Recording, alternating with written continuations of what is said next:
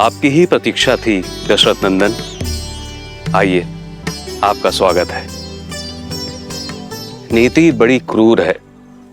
विश्वास नहीं होता कि मेरे परम मित्र, धर्म के अनुयायी महाराज दशरथ के हाथों इतना बड़ा अन्याय हो गया।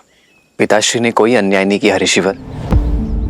मेरी ही इच्छा थी कि रघुकुल की मर्यादा के साथ न्याय हो।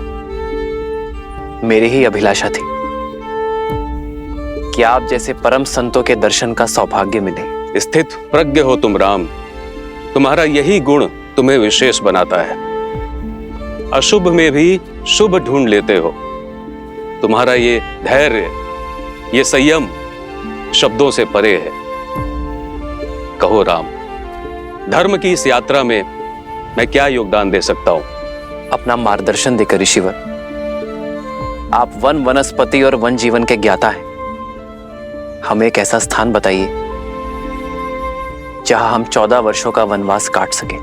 कहीं और क्यों जाना राम? चाहो तो 14 वर्ष का वनवास यहां बिता सकते हो। इस कृपा के लिए आभार, किंतु आपकी सेवा करने का सुअवसर मेरे भाग्य में नहीं है। ऐसा क्यों राम? प्रयाग की ये पावन धरा तो सोए भाग्य को भी खोल देती है। निसंदेह ये स्थान अलौकिक है, पावन है, किंतु अयोध्या के निकट है। यदि अयोध्या वासियों को हमारे यहां रहने की भनक लग जाए तो वो हमसे मिले बिना नहीं रह पाएंगे ऋषिवर, और इससे आपके आश्रम की शांति भी भंग होगी और मेरा उद्देश्य भी पूर्ण नहीं हो पाएगा। इसलिए आप हमें एक ऐसा स्थान बताएं जहां एकांत का संतोष मिले और ऋषियों की सेवा का सुख भी। तो फिर दंडक वन की ओर जाओ राम, जहां तुम्हें ऋषियों की सेवा का अवसर भी मिलेगा और उन्हें सताने वाले, उनकी साधना में विघ्न डालने वाले राक्षसों के अंत का पुण्य भी। जिस प्रकार तुमने वन को ताड़का के आतंक से मुक्त किया, वैसे ही दंडक आरण्य का भी उद्धार करो। मैं अभी तुम्हारे लिए मानचित्र बना देता हूं।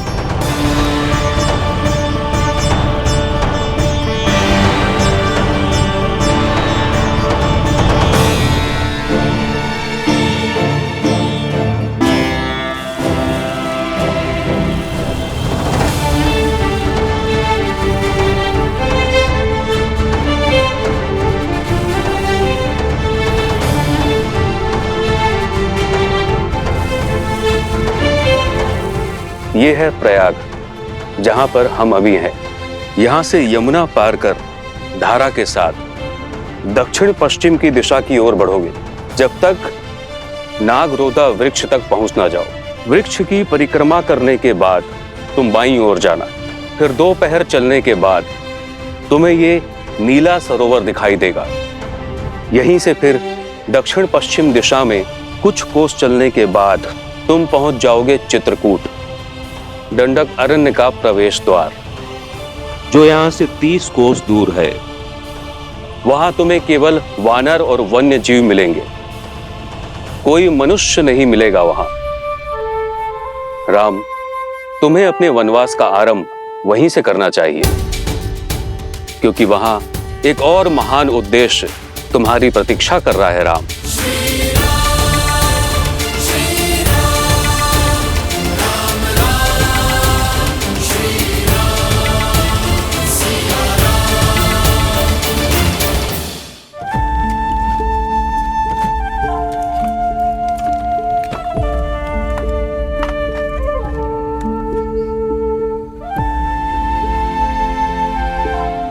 नौका तैयार है श्री राम। पिता को संतान से और राजा को अपनी प्रजा से दूर नहीं होना चाहिए। जाइए निषाद राज, आपकी संतान, आपकी प्रजा आपकी प्रतीक्षा कर रही है। हमारा साथ यही तक था। ऐसा ना कहिए। ये वन जितना सुंदर दिखत है, उतना ही जटिल और घातक है। हम यहाँ पले बड़े हैं, हमको आपका मार्गदर्शन करने की अनुमति दीजिए। हमसे ही सुख ना ही छीनिए श्री राम।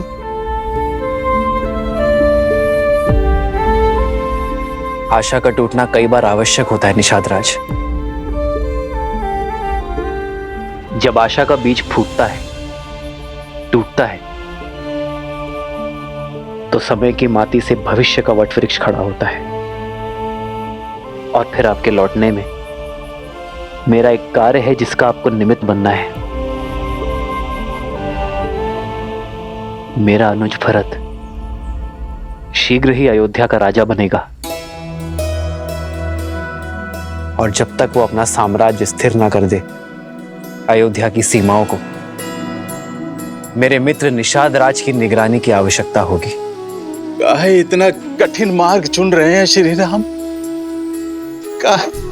धर्म का मार्ग है निषाद राज, इतना सरल कैसे हो सकता है? जिस प्रकार भट्टी में लोहा तपकर और दृढ़ बनता है और सोना कुंदन, वैसे ही कठिनाइयां एक पुरुष को पुरुषोत्तम बनाती है।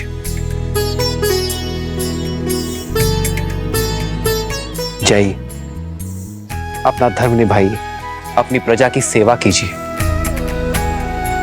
और हां, हमारे मार्ग के बारे में किसी से कुछ मत कहिएगा, किसी को हमारे पीछे मत आने दीजिएगा। जैसी आज्ञा श्री राम। ये गुहा ना कोनो को आपके समीप आने देगा और ना आपकी अयोध्या के अपने प्राण देकर भी अपना वचन निभाएगा।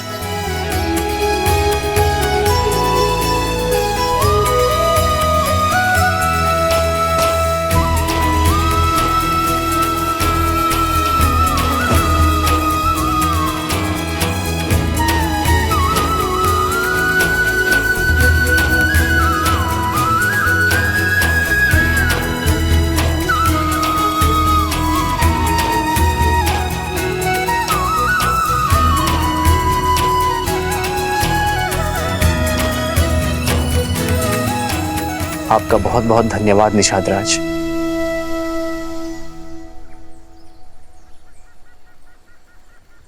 आओ सीता।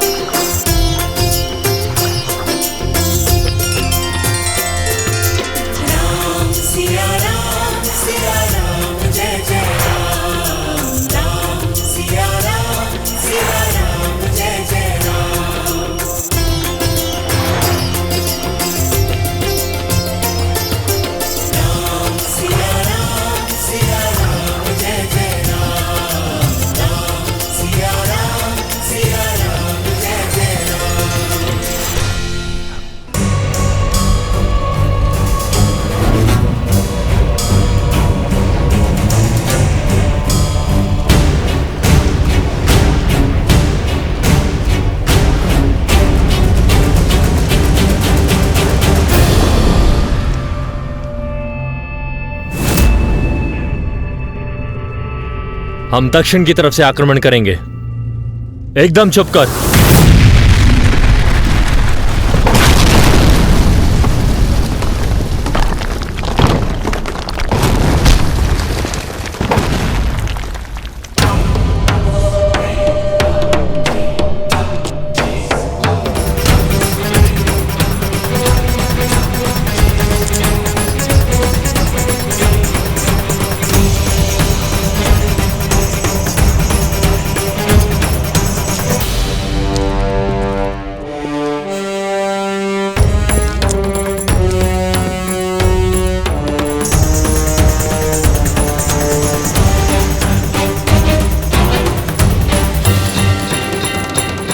लंका का स्वर्ण सपना देखने का समय समाप्त हुआ।